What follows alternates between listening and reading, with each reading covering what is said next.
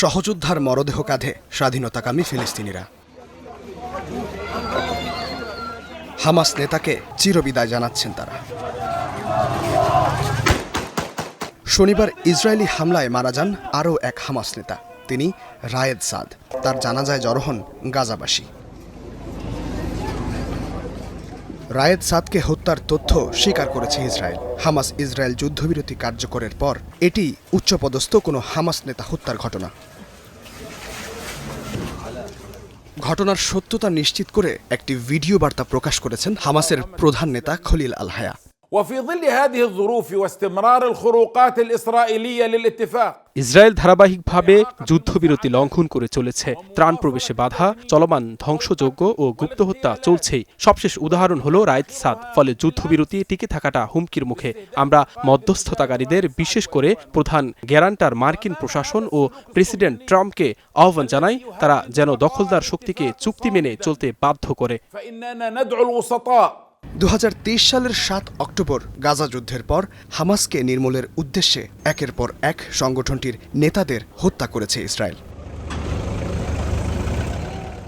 2024 সালের 2 জানুয়ারি Israeli drone হামলায় মারা যান হামাস নেতা সালেহ আল আরুরি। তিনি ছিলেন হামাসের রাজনৈতিক দলের উপপ্রধান ও সামরিক শাখার প্রতিষ্ঠাতা। 2024 সালের মার্চে বিমান হামলায় হত্যা করা হয় মারওয়ান ইসাকে। 7 অক্টোবর ইসরায়েলে হামলার পরিকল্পনাকারী মারওয়ান ছিলেন কাশেম ব্রিগেডের ডেপুটি কমান্ডার ইন চিফ।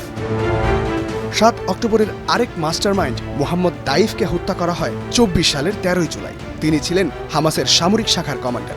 এর আগে 7 বার তাকে হত্যার চেষ্টা করেছে ইসরায়েল।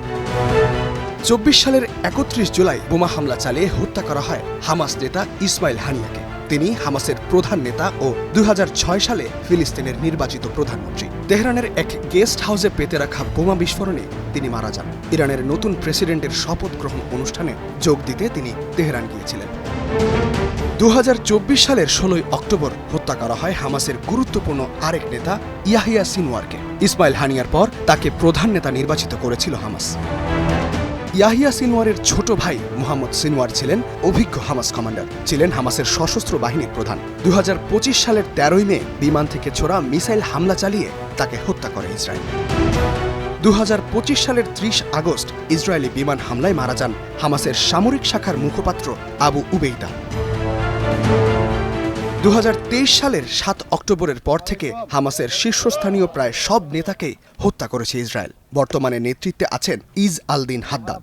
এছাড়া খলিল আল হায়াও নেতৃত্ব দিচ্ছেন হামাসকে। পশ্চিম তীরে হামাসের নেতৃত্বে আছেন জাহের জাব্বারিন। তবে নেতাদের বেশিরভাগই কাতারে অবস্থান করছেন। তবে সেখানেও তাদের হত্যা করতে একাধিক গোপন অভিযান চালিয়েছে Israel. Istehadul Mahmud, Star news.